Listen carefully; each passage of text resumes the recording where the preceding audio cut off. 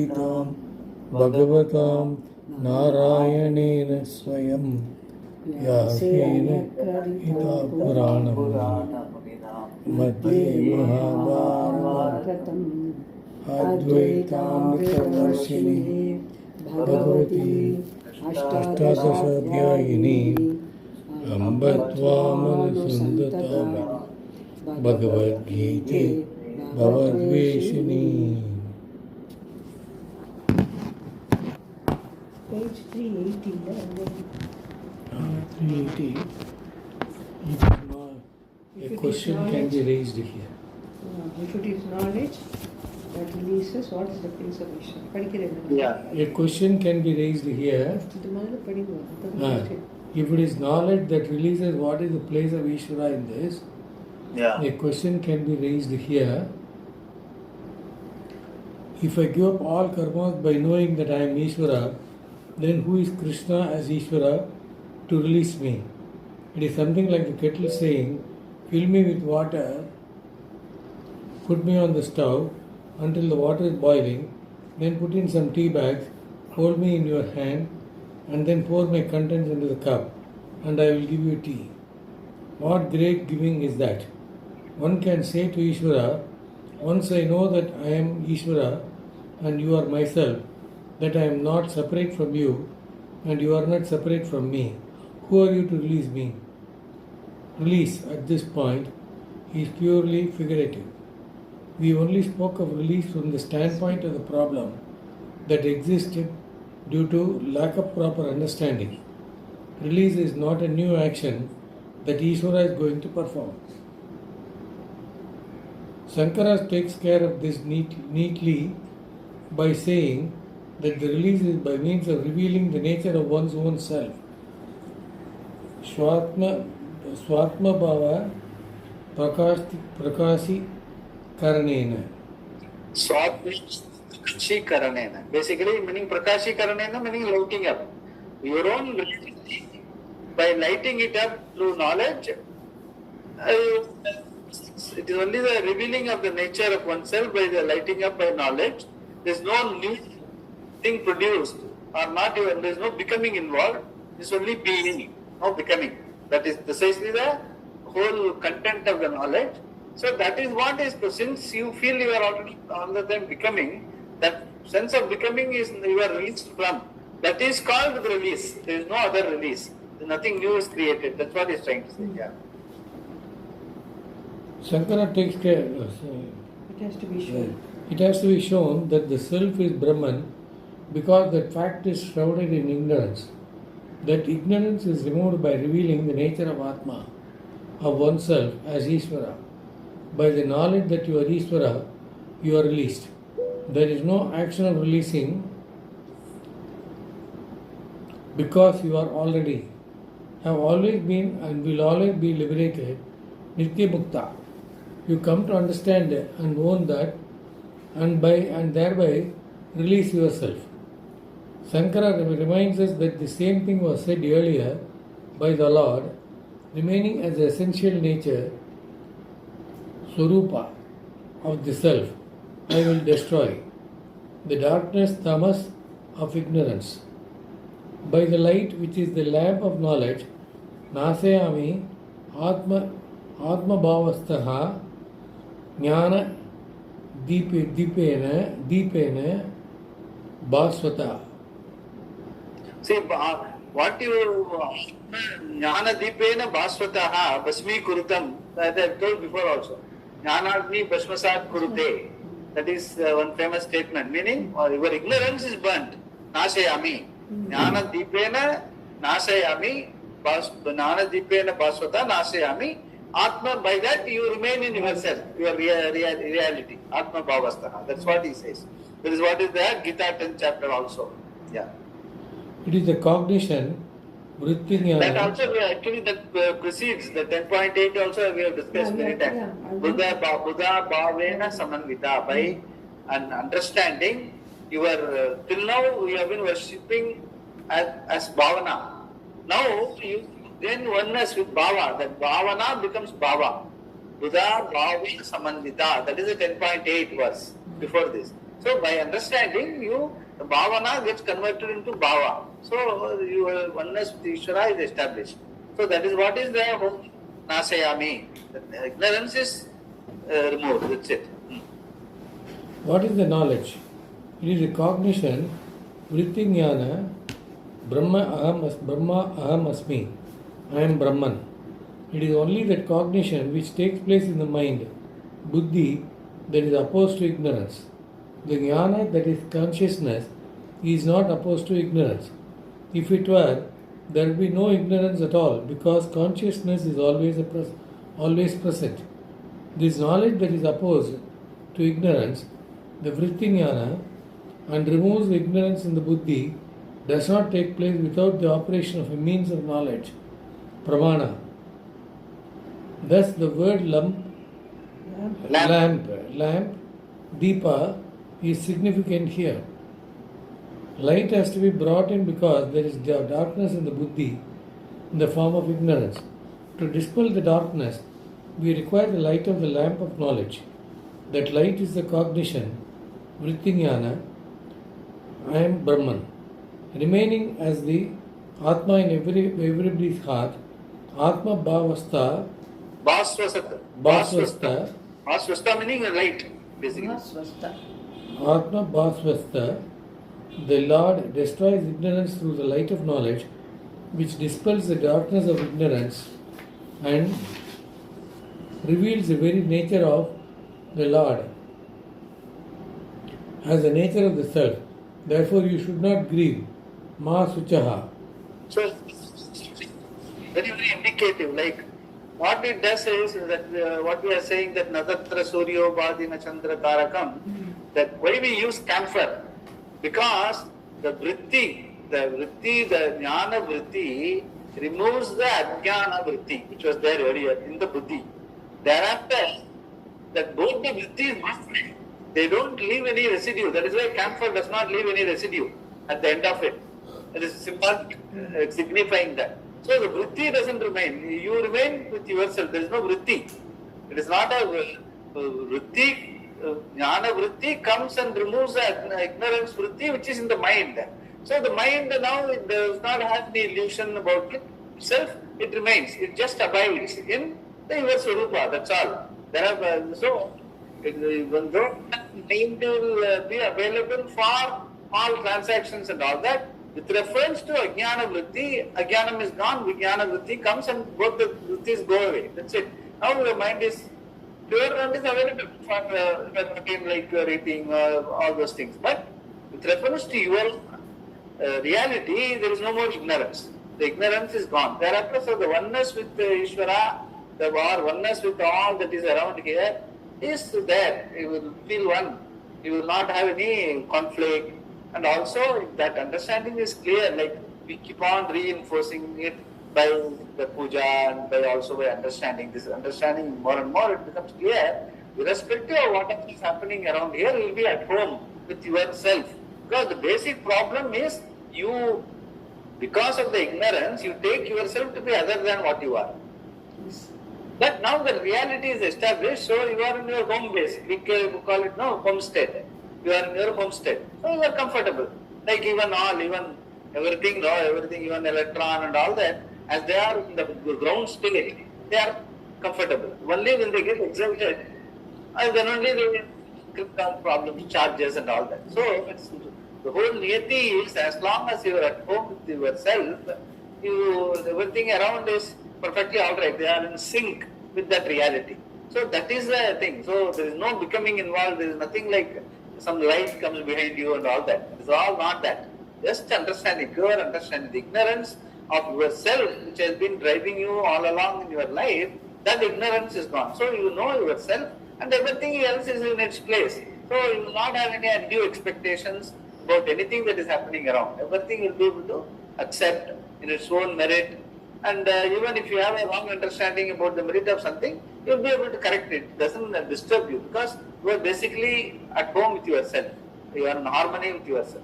That is what is the whole tatparya of this jnana vritti, removing the ajnana vritti, the deepa, the significance of lamp in that worship, all these things. And finally, that Mahasuchaha is again a very upachara statement. Mahasuchaha means once everything is clear, there is no cause for grievance. So grievance are concern, not even grievance, it is concern. There is no concern in life. Because of the distorted thinking, only we have concerns. Once everything, you are at home with yourself, then everything you will be able to see at home. In the sense, once you have a correct understanding of yourself, you will be able to look at the world and Ishvara in the same correct fashion. So everything falls in place. That is what he said. Mahasuchaha is the final statement. Like Asochan, Anvasochastvam was the first statement in the Upadesa, and like typical every Pramana, the Upakrama and Upasamhara have to match. The one only the knowledge is teaching is complete. So he started with the Asochan and Anvasochastvam, and he has completed the teaching with Mahasuchaha. No, there is no cause for concern. That is what is the completion of the Upadesha. Yeah, let us see. Yeah, this sloka can also indicate the pursuit. This can also be taken as a pursuit. Then it would mean give up all the punya papa karmas and then come to me as a sannyasi and seek me. I will give you the knowledge by revealing myself to you because you are seeking me.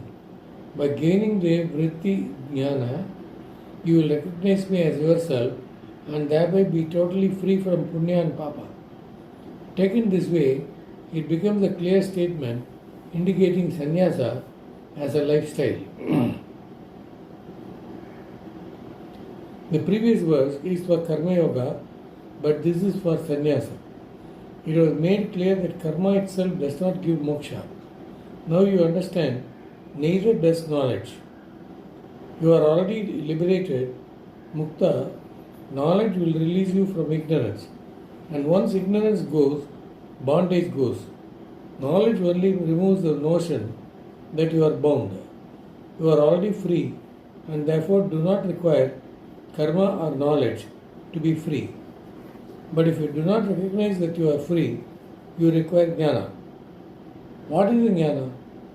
Here it is that which is capable of removing the ignorance that is the cause of samsara.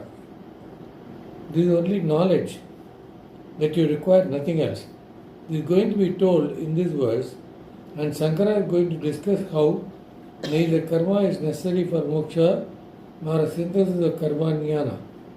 Even jnana is not necessary for moksha because the self is already free. If you do not see that, you are considered to say that you are ignorant and therefore require knowledge to remove that ignorance. With this, Shankara's bhashya on the verse is over. So now what I was telling you, Upasamhara, that completion of the teaching. Shastra Upasamhara Prakarana. Yeah. Prashant, you want to read or shall I read? No, you read actually. I am facing a lot of microphone and camera issues, internet issues.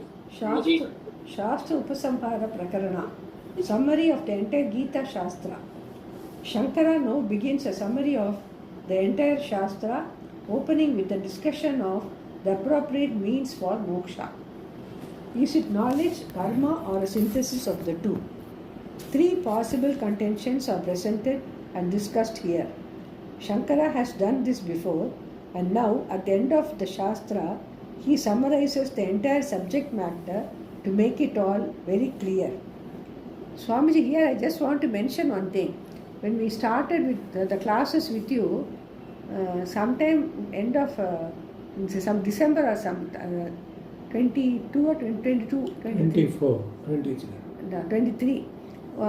You had sent us one small this thing that Paramatmananda had said, you hold on to Ishvara and handle the world. But what we are doing is the reverse. We hold on to the world and handle Ishvara. Exactly. Actually, at that time it did. I just read it. Probably it didn't sink in. But now, after reading all this, I understand it very well. Not only generally, even philosophers, all theologies, they cannot accept the fact. See, world is a fact, but it is not a reality. So there is a subtle difference between the two. There is a fact and the factually you have to deal with. But that is not the reality. What is factual is not real.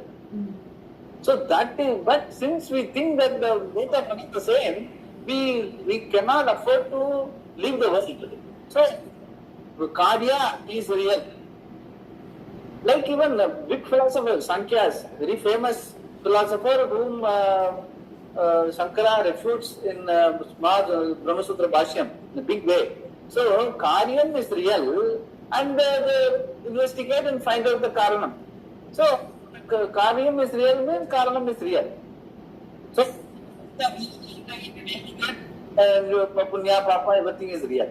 Whereas we are starting with Atma and Ishvara only as real, and finally, even though Karya is a fact, but it is not real. Neither it is as real as Atma or Ishvara. Either way, it is not real. Like Ishvara is changeless, Atma is also changeless, Karyam is always changing. So naturally, the reality level must be different. So that becomes very easy. That is why Vedanta is only the entire philosophy, science and theology. Only Vedanta, Advaita, actually we are not supposed to call it as Advaita Vedanta. But since Dvaita also calling themselves as Vedanta, Vishishta Dvaita also calling themselves as Vedanta, we are constrained to say Advaita Vedanta. Actually speaking, Vedanta is only Advaita. Because the Vedanta as Advaita only tells the reality of you and reality of Ishvara are one and the same. Desakala Vastu Aparichinnam. By changeless. Once we understand that, automatically the changing world is available, but it is definitely not changeless. It is not either the reality of Atma or Brahman or Ishvara, whatever. So distinct, clear indication that it is one level different from Ishvara. So that makes it very, very simple. Life makes it very simple. Then we will be able to deal with all the changing situations as a changing situation. We will not have any great identification because your identification with yourself or Ishvara. So that is what all our prayers are supposed to be one day, which I have been telling you generally. At the end of the prayer, the Arati, the Deepam which we are talking about, that is why we are using Karpuram. The idea is the vrittis go. Vritti and all, because of the way you think that you are becoming, you are limited and all that, that vritti has removed knowledge that I and Ishvara are changeless reality. That vritti removes that jnana vritti, that with both of them go. Thereafter vritti has no place. Thereafter Atma jnana also does not have a place. Only Atma.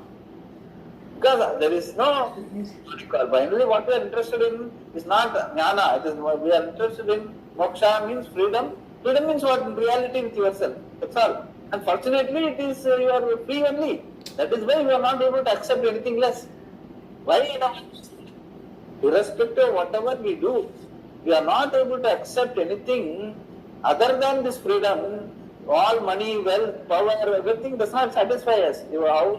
Even celebrity status, all that doesn't, even that you are a great philanthropist, you are a great donor, all that doesn't satisfy. Because you can only be satisfied with your reality. That is true for anyone. Even unless I am in tune with my reality, I cannot be a complete person, a happy person, irrespective of what I achieve. So the reality is changeless. And the reality of Ishvara also is changeless. So, either as you start with I or with Ishvara, not with the world. World is only to transact. And if you think world is real, it's very difficult to get out of that situation. That is precisely the problem with most theologies and philosophies. But every one of us start with the world, no doubt.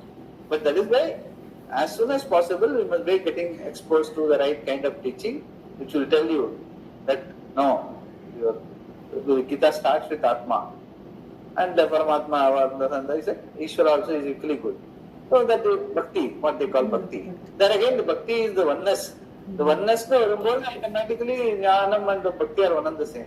Jnani to Atma eva me matam. Bhagavan says in Gita also continuously keeps telling, every mattaha anyaha na. unless you understand your identification with me, you are not going to be a happy person. Mahasuchaha, that's why he says.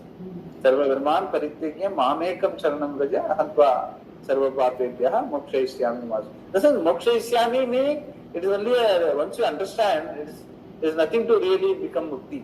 Doesn't you are free already. So that is the level of understanding we are supposed to get to. So now he summarizes again. Let us see. He summarizes the entire subject matter to make it all very clear. Footnote 126. Here in this Shastra Upasamhara Prakarana, Shankara sums up the entire Gita Shastra, raising all possible Purva Pakshas against Siddhanta of Vedanta Shastra. Therefore, this section of the Bhashya is very terse with arguments which have been explained in detail by Swamiji, following the Bhashya closely. In order to help the students who would like to connect the text with the Bhashya, the relevant portions of the Bhashya are given as footnote throughout this section. In this, we have basically followed the edition of Gita Press, Gorakhpur. However, at places where the reading was better, we have followed the edition of the Sanskrit Education Society, Chennai. Editor's note. The means for moksha. In this Gita Shastra, what is really determined as the means for moksha? Footnote. Asmin hi Gita Shastre param nishreyasa sadhanam nishchitam kim jnanam kim karma va ahesvit ubhayam. Ahosmit meaning R. Just R. Ahosmit na R. Ubhayam iti Shankara Bhashyam. It says whether jnanam alone or karma alone or both. Whether which or both. So which is asmin hi Gita Shastre param nishreyasa sadhanam nishchitam kim jnanam. So kim, nishchitam kim.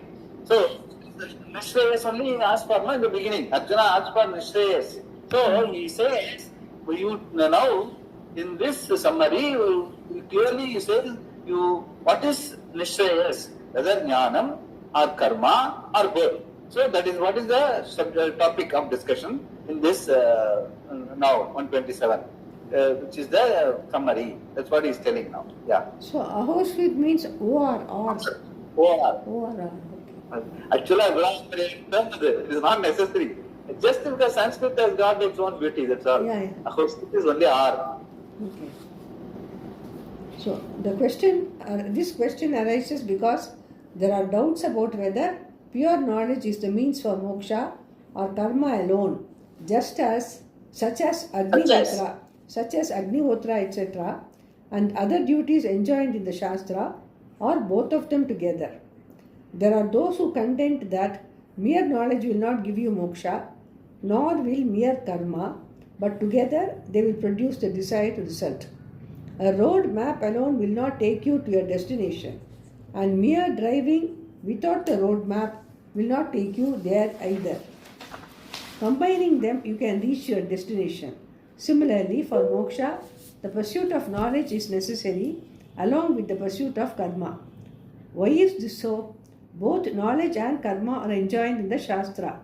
Because daily rituals like Agnihotra and daily prayers and so on are enjoined, they have to be done obligatorily along with the pursuit of knowledge. Or knowledge is necessary secondarily, but karma is what produces moksha. Knowledge is necessary secondarily, but karma is what produces moksha. Or knowledge alone produces moksha. Yeah, basically that's a Sanskrit sloka, whatever he has quoted, he has explained now in this para. Yeah. The basis for doubt. What is the basis for all these doubts? In the 13th chapter it was said, I will tell you that which is to be known, knowing which one gains immortality, Nyayam yat tat pravakshyami yat jnatva amritam asnute. That 13.12. And in this chapter we have seen thus knowing me in reality, after that he enters into me. Tato mam tattvato jnatva vishate tadanantaram. 1 to 9. 18.55. 55. We have seen this just 55. before, some time back we have seen this. Yeah. There are a number of vakyas like this in the Gita, not just one or two. Every chapter has a sentence you can quote to prove that the gain of moksha is purely by knowledge without any karma. This is one set of vakyas. Then we have another set like your choice is only in karma. Karmani eva adhikaraha te. 130, Gita 2.47. That we have seen. Karmaneva adhikara, Sutra Vakya. Karmaneva adhikara te ma paleshu kadachana. Ma karma pala hetu bhuhu mate sankostva karmani. Yeah. And do karma alone, kuru karma iva. Footnote 131, Gita 4.15. Then again, the one who does actions, dissolving them in Brahman and giving up all attachment is not touched by papa, like a lotus leaf in water. Brahmani adaya karmani sangam tektva karoti yaha lipyate nasa papena padma patram ivambasa. Like, that also we have seen. The sense is lipyate, the meaning it doesn't touch you as long as sangam tektva karoti yaha. In the sense, if you are in the sense when you have no great attachment towards that what is going to happen after this karma and all that. If you don't, listen, there may be a planning involved. But when you are doing, when executing, you are not totally enamored by the result that is going to come because you have got an attitude of self-acceptance. So in that case, the karma and karma phala will not really bother you. You will do whatever you need to do to the best of your capability and come whatever comes, accept it as prasada. So that is why you will not be touched by the results of action, irrespective of whatever it is. That is what Padma Patra Vimambasa, the lotus leaf, like that you will not be affected. Yeah. Elsewhere it is said that even maintenance of the body, Sharira Yatrapi, is not possible without karma. 133, Gita 3.8. And that no one remains even for a moment without performing action. Nahi kistik kshanamapi jatu tishtati akarma kriti. Yeah. So that also we have seen many times. Nahi tishtati kashti. In the sense, everyone, no, anyone with the body, mind, senses will have to be continuously act. Body, mind, senses are meant for action only. They have no other, they can be kept in good shape only when they are in movement. If they are not, if you don't move your limbs for 2 days, you will get atrophied. So, meant for karma, so you continuously keep doing that. Kshanamapi jatu tishtati karma. So, body, mind, senses are meant for action. Continuously keep doing. That's what.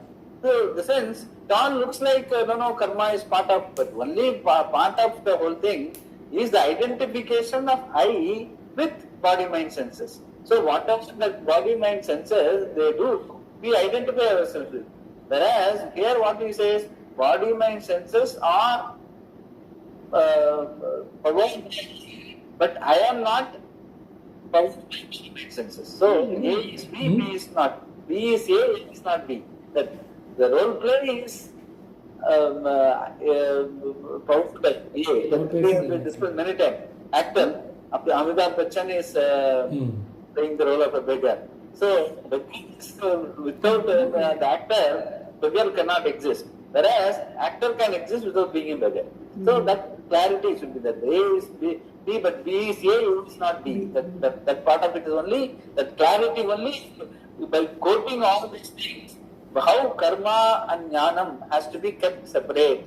You should not mix it up. It's not karma with jnanam or jnanam with karma which is going to liberate. Jnanam is in the reality. And karma is at the level of transaction. It is mithya. One level less. That is precisely what is going to be told in the whole Purva Mimamsa and typically karma. And at best they will say karma with upasana. Meditation will give you moksha. But they cannot discount karma. Because for them karyam is satyam. The world is satyam. So that is why 99% of the philosophy and theology is like that. Whereas there is only 1% Vedanta which says that all these are only mithya, it's only a prakriya, it's only a srishti, it's only a the upaya for your upeya, which is your understanding. So that is what is brought out. The whole Gita and here also Purva Puksha Siddhanta, which Shankara separately does, is going to bring out the same thing. It is not karma or karma with jnanam. It is pure jnanam only. Karma is only upaya. There is no mixing up. Karma jnana samuchaya will not help. That doesn't mean karma is totally useless. Because karma performed as karma yoga gives you the readiness for understanding the jnanam. So because jnanam has to happen in the buddhi, which is part of the body, mind, senses. So that buddhi has to be ready to receive this knowledge, which will remove the ajnana vritti. Once ajnana vritti is gone with jnana vritti, body, mind, senses just remain. They are there. Only a jadaval lokam acharet. Thereafter you remain in yourself and continue to jadaval lokam acharet, meaning there is everything else. Thereafter it doesn't have an effect on you, whatever happens in life. Once your understanding is clear. That is what is trying to say. Yeah. Further, a person gains moksha or siddhi by doing his own karma and offering it to the Lord. The further a person gains moksha or siddhi. Further, a person gains moksha Your voice or is siddhi. gone. Sorry? Voice is gone. Oh, no. Mute பண்ணிருக்கு. ஏன்னா கதை சொல்ல கேட்டது இல்லையா? Mute. Yeah, tell me. Yeah. Further, a person gains moksha or siddhi by doing his own karma and offering it to the Lord. So karmanatam abhyachya siddhim vintadi manava. Thus, there are other sentences in the Gita which show that karma definitely has the status of something to be done. What do we have now? Karma is to be done for moksha. Knowledge itself will give you moksha. Once we have two different types of statements like these, naturally there will be a doubt. Which will give me moksha? Because both karma and knowledge are taught by the same shastra, is a combination of both required for moksha. How is this to be construed? Perhaps neither mere knowledge nor mere karma is enough for moksha. But when they are synthesized, they have the status of being the means for moksha. When we have these two types of sentences, a doubt like this is definitely possible. The purpose of analysis. The purpose of analysis. All right, let that be a doubt. Perhaps any one of these three possibilities can give moksha. Why should we bother about it? No. The one who wants moksha cannot leave such a doubt unresolved.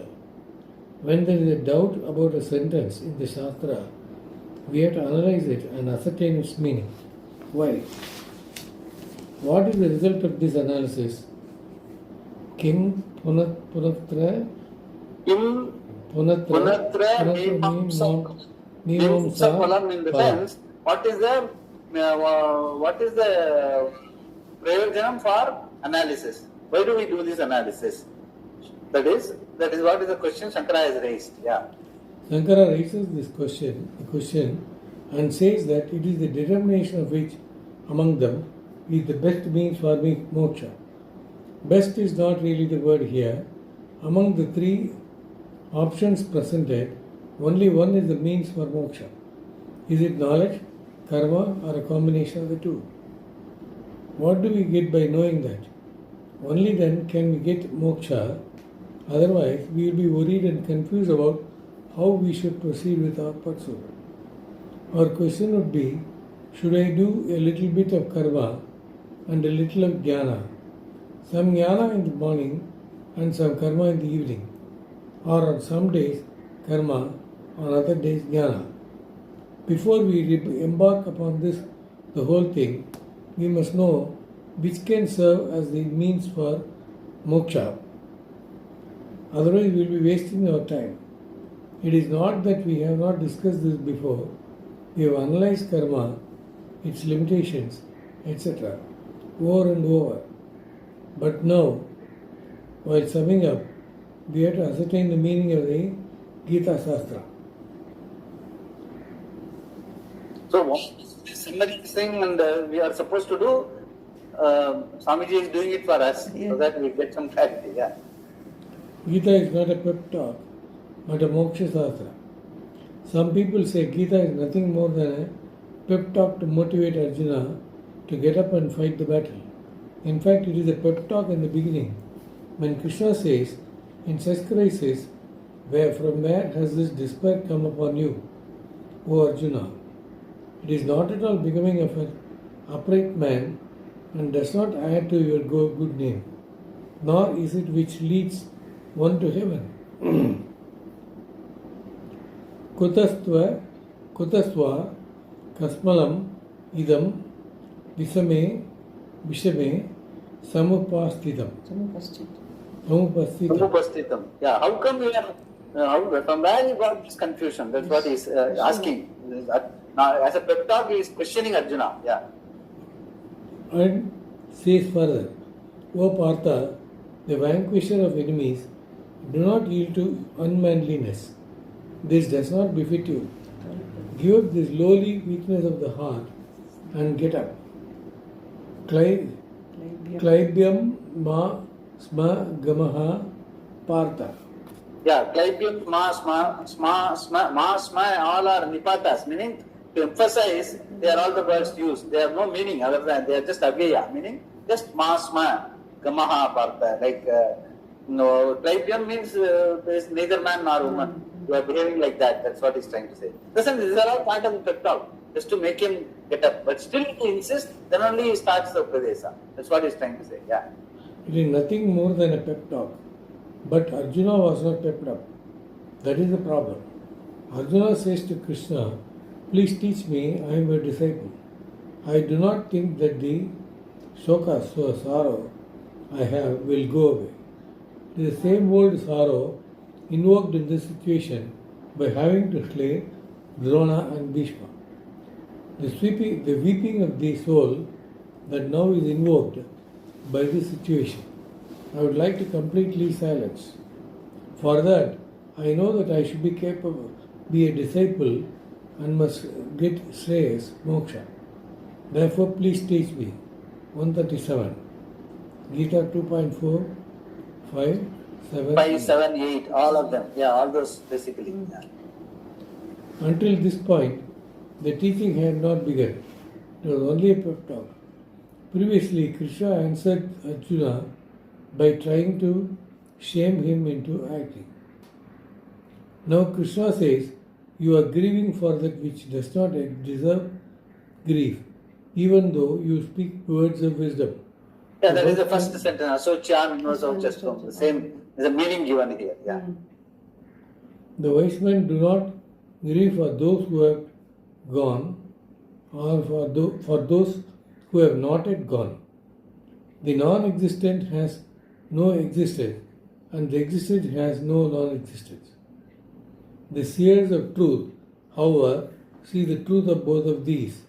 So this non-existent has no existence. We have seen many times. Na sato vidyate bhavaha, na bhavo vidyate sataha, upayorabi drishtontaha, to anayoho tattva darshibihi. The seers of truth, however, see the truth of both of these. So these things, you have to go back again and revise that he is doing it for us. Since these are all very clear statements of the Upadesha beginning, wherein there is no question of all he is grieving about people are Drona and Bhishma fight and kill them and all that. He says, no, they are going behind them, you are also going to go. So what is the big deal? So na satva vidyate bhavaha, na bhava vidyate satva. So now you are focused on fighting for dharma, not because they are going and you are going and all that. Those things are all not relevant. That's what, as part of the Upadesha, is started. Yeah. If we can understand this, there is nothing more to know even in the Upanishads. Those who know both Sat and Asat are those who see the truth, Tattvadarshis. Those whose mind is committed to that and whose impurities are burnt away by knowledge do not have further birth, Tat Buddhaya, Tat Atmanaha, Tanishtaha, Tat Parayana, Gachanti, Apunara Vrittin, Jnana Nirduta Kalmasha. So he combines that whatever he has told, like Asocyan anvasochastvam pragyam vadamsha bhasase gataso nagataso nanusochanti panditaha. That the people, all of us are going to go. Only one goes and others go behind. People who understand this are the real Pandita. They don't really bother about who is going and who is not going. That is one thing. Then na sato vidyate bhavaha, na bhavo vidyate sataha is what is sat will never go, what is asat will never be. So if that clarity is there, that buddhayaha, that atmanaha, that nishtaha, that parayanaha gachanti apunavrityam jnana nirduta kalmashaha, without any mix up with mistakes or impurities. Once a person knows this very clearly, that what is sat and what is asat, what is changing and what is changeless, and nothing is born and nothing is gone. If these things are very clear, tat buddhayaha, tat atmanaha, tanishtaha, then there is nothing else to know. That both and sat and asat are known, there is nothing more to know. Even in the Upanishads. The Upanishad Saram is what is given in the Gita, in the first 20 verses itself. You have to, entire Gita explanation is for the first 20 verses. That is what Swamiji summarizes here. So this, if you understand this clearly, there is nothing else to do in terms of moksha. That's what he says. Yeah. So many statements, vakyas are there like this. For example, consider the statement, know to be the knower of the beings in all the beings. Kshetrajnam chapi mam vitti sarva. Kshetrajnam chapi mam vitti sarva kshetreshu bharata. Chapi mam vitti sarva kshetreshu bharata. So all that is Kshetrajnam is the Atma, is the same in all Kshetra, meaning all bodies. So this is to be there, you understand that the being is the same in all Kshetras, meaning all fields, all objects and all people, everything is that. That is the statement. Know me to be the knower of all the beings in all beings. Yeah. Gita 13.2. That is not pep talk. Why should Krishna talk about Kshetra and Kshetrajna if he wants to give a pep talk? Or consider the statement, free from egoism and delusion, those who have mastered the fault of attachment, those who are always centered on the self, those whose desire is completely gone away, are free from the pair of opposites such as pleasure and suffering, and being not deluded, go to the imperishable abode. Nirmana moha chitasanga dosha adhyatma nitya vinivritta kama dvandva द्वन्द्वैर्वि मुक्ताः सुख दुःख संज्ञैः सुख दुःख संज्ञैः गच्छन्ति अमूढाः गच्छन्ति अमूढाः पदम् अव्ययम्. That is again the 15th chapter, 15.5. Basically all these are dvandva. Nirmana moha jitasanga dosha adhyatma nitya vinivritti kamaha. Dvandvas, one person is muktaha, in the sense he doesn't, which we have always discussed, like sitoshnam, sukha dukkham, the opposites are all mithya. So if you are not hooked on to any of the opposites, automatically you are free of mithya, then so you alone remain, satyam alone remains. That is what he means by saying that dvandvaivi vimuktaha, completely free, yeah, dvandvaivi vimuktaha, sukha dukkhaha, sanyaihi, gachanti, amoodaha, padam abhyayam meaning abhyayam is changeless. So changing, everything that is changing is mithya and taljajna, you will remain in changeless. That is your reality. So that is a 15th chapter, we have seen this, 15.5, yeah. This is not a pep talk. A pep talk is get up and fight. Come on, fight. You will get this, you will get that. Do not mope like this. This is not the attitude. Think of your people, think of your name and fame. If you keep on repeating things like this, then it is a pep talk. Pep him up his drooped morale. That is different. How, Krishna? Arjuna Ranalo. But here, it is all teaching that involves thinking. Where is the pep talk? The issue is whether the Gita Shastra is saying that knowledge, karma, or combination of the two is the means for moksha, because Gita is moksha Shastra. Arjuna asked for Shreyas, which is moksha, and Bhagavan gave it to him. Arjuna himself had this doubt about the means for moksha. Throughout the Gita, he keeps asking in different ways which is better, knowledge or karma. He asked this question in the 3rd chapter, Jayasi Chet Karmanaste. Yeah, but he has asked, no, Jayasi Chet Karmanaste. Rendulla edu mukyam, you tell me, he says, yeah. And again, he asked this question in the 5th chapter, Sannyasam Karmanam Krishna.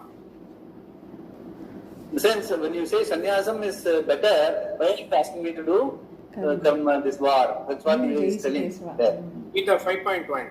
Yeah. Arjuna still has this doubt, even at the 18th chapter. Again, he wants to know what is the difference between Tyaga and Sannyasa. The karma pala Tyaga and sannyasa. Because that 12.12, that one verse is, no, Jnanam, compared to Jnanam, Dhyanam is better. Compared to Dhyanam, even Karma Pala Tyaga is better. So he holds on to that. So Karma Pala Tyaga is better or Sannyasa is better? Sannyasa basically is Karma Sannyasa. When there is no Karma, if you are not, you are very clear that irrespective of whatever you are doing, there is no Karma. Karma happens in the phenomenon. Whereas you are the noun, you are free of Karma. Once that understanding, that Karma Sannyasa automatically by understanding.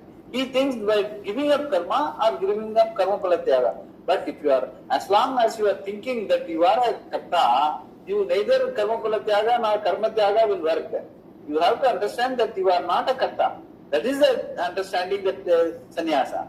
So that is the difference between tyaga and sannyasa. Tyaga will still leave the dukkha lesa, in the sense, now to 10, now to 10, now to 10, so there, sannyasa is understanding that you are not a karta, irrespective of whatever you are doing or not doing.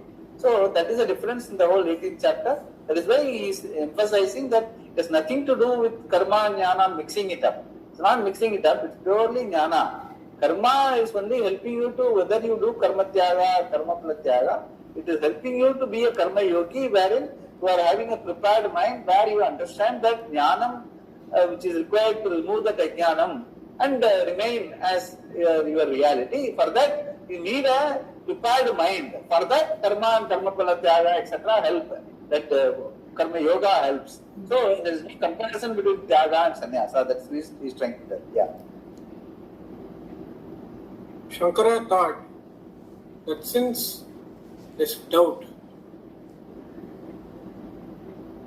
the doubt is what? Nanu, the doubt is what is raised in the beginning. Nanu etateva esha manyatamasya paramani shreyasa sadhanatva avadaranam ato vistirnataram mimamsya metat. Shankara Bhashyam. See, Nanu etatvam anyatam asya Nishchita sadhanatvam. Give me a avadaranam. This avadaranam means nischayam.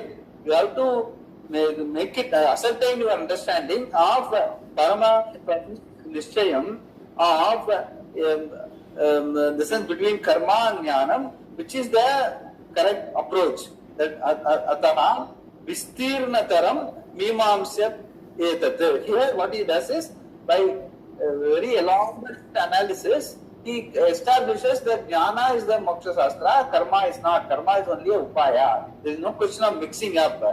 Sadhanatva avadaranam. Sadhanatva meaning parama nischayascha sadhanatva avadaranam. So, sadhanatva avadaranam is jnanam alone is the sadhanam for moksha, not karma, a little bit of karma and a little bit of jnanam. That is what is being done here by Shankara in this Bhashya. That's what he is saying. Yeah. Shankara thought since this doubt keeps occurring, it has to be analyzed and clearly resolved here at the end of the Gita. One of these three, karma, knowledge, or a combination of the two, should be the means for moksha. Or is it a little of this and little of that, like our common approach to things in life? This tendency for synthesis is always there. Doing a little bit of everything, integrating it all together is the usual approach. Shankara does not seem to think like that. He is a serious person. He wants to know which of these three means is going to work. and he is going to determine it now so that the matter is settled once and for all. It is of utmost importance for one to ascertain this thoroughly so that there is no doubt whether karma or jnana or both will give moksha. This subject matter has to be analyzed. Knowledge of the self is the only means for moksha. Having said this, that footnote read. sorry? Footnote 146. No, he has not finished. Having said this, Shankara now begins his analysis. His opening statement is his vision of truth about this. However, knowledge of the self is the only means for moksha. 146. We just now read that, no? No. Atma jnanasya tu kevalasya nishreya sahet Hetutvam. Nishreyasa hetutvam. Veda pratyaya nirvartakatvena Veda pratyaya nirvartikattvena kaivalya phalam avasanatva. See, this we have sometime back I had calculated one note, no? That aprakshanubhuti. One slokam is vyapya vyapakata nitya satyam atma brahmeti iti sasanat vedasya avasaraha kutaha. So this is what it is. Veda pratyaya nirvartakatvena nishchaya hetutvam. So entire pratyaya and Veda pratyaya is once you establish the whole thing is mithya, all that is pratiti to pratyaya, the whole thing is mithya.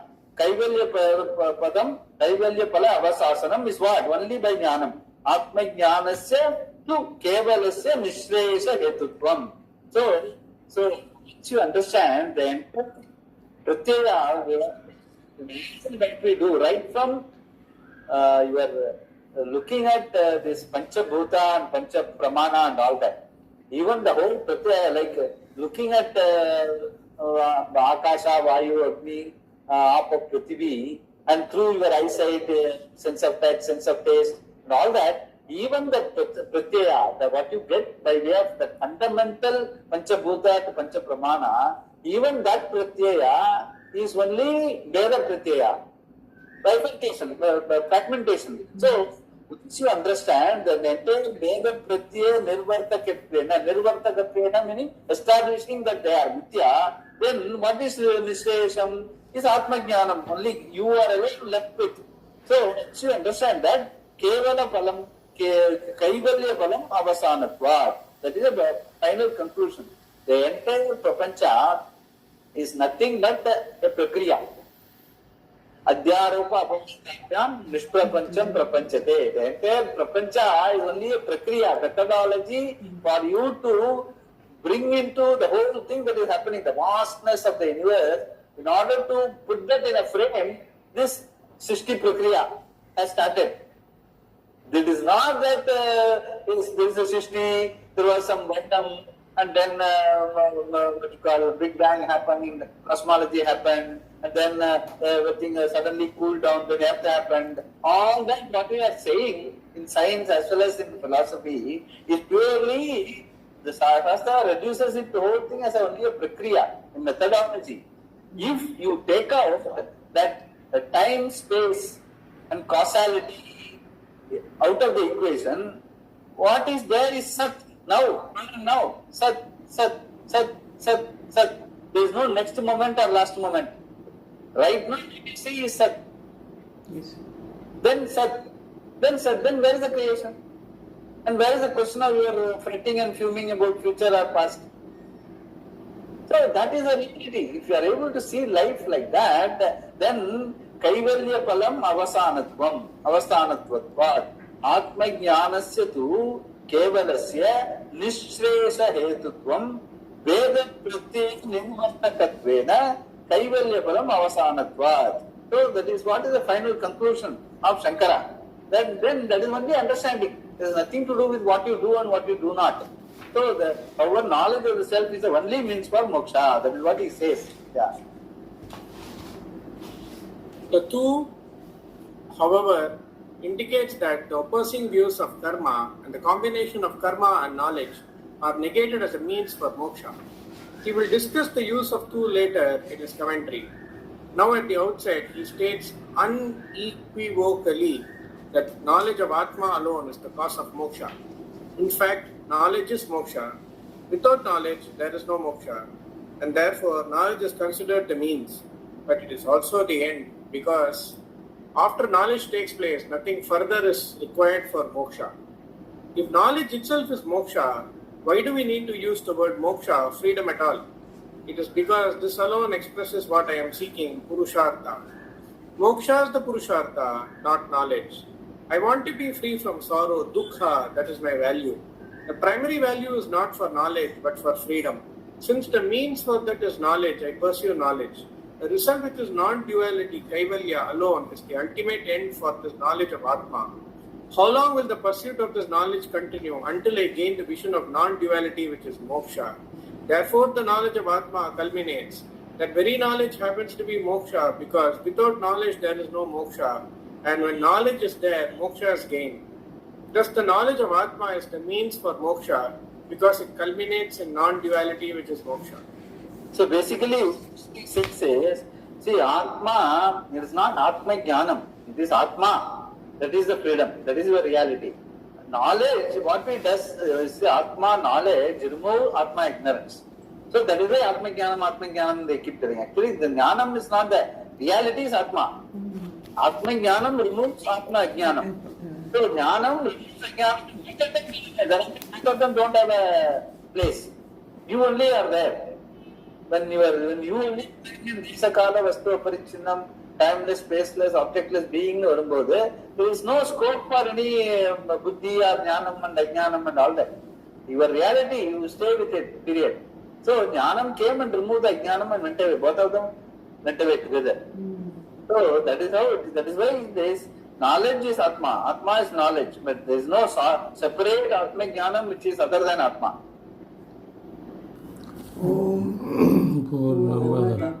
पूर्णमिदं पूर्णात् पूर्णमुदच्यते पूर्णस्य पूर्णमादाय पूर्णमेवावशिष्यते ॐ शान्ति शान्तिः हरि ओम् श्री गुरुभ्यो नमः।